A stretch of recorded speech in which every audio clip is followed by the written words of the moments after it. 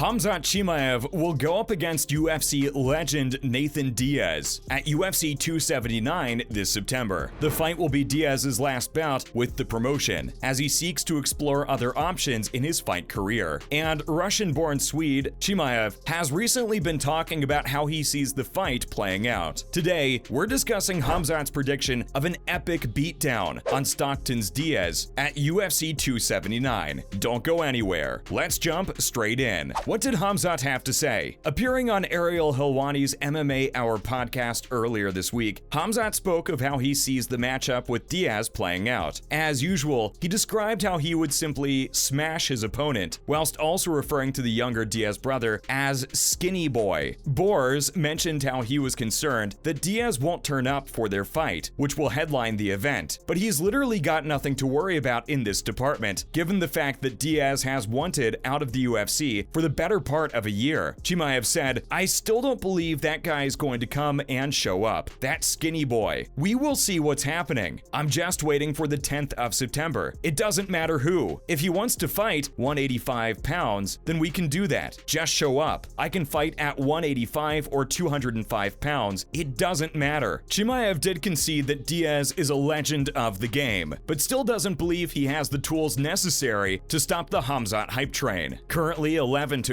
the Chechen went on to explain how he was still in school when Diaz was fighting in the UFC, claiming it is amazing to fight that guy, but that still didn't stop him predicting a knockout or submission finish. He also explained how it felt to be fighting with someone he watched growing up, which must be a pretty weird feeling. Who do you have when this one goes down? What else did Khamzat have to say? Let's see. Chimaev went on to bust out his catchphrase, promising to just go in and smash his face. He then revealed how he believes he is better than Diaz in every area, suggesting that if they stand and trade, it would end in Diaz being knocked out, whilst also going on to claim that he would submit Diaz on the floor. Of course, we heard the same noises in the build-up to the Gilbert-Burns fight, and that was much closer than anybody thought it was going to be. Diaz is also regarded as one of the best boxers in the UFC, so Khamzat should not underestimate him. However, he went on to say, "We'll see. Whatever, for me, it doesn't matter. I don't have some game plan and that stuff. I don't ask my coaches. I never talk about what I'm going to do in the fight. I just train what my coach said in my training. When we spar, if he says take him down, I take him down. If he says jab, move, I do these things. I listen to him. Good student." Borz went on to discuss how he takes this training into the Octagon, listening to his trainer all the way, saying he never goes in with a particular game plan, which could see him come unstuck against the elite welterweights. He finished by predicting a finish inside 1 round, 2 rounds. But like the Burns fight, we think Diaz might surprise a few people. What about you guys? Next up,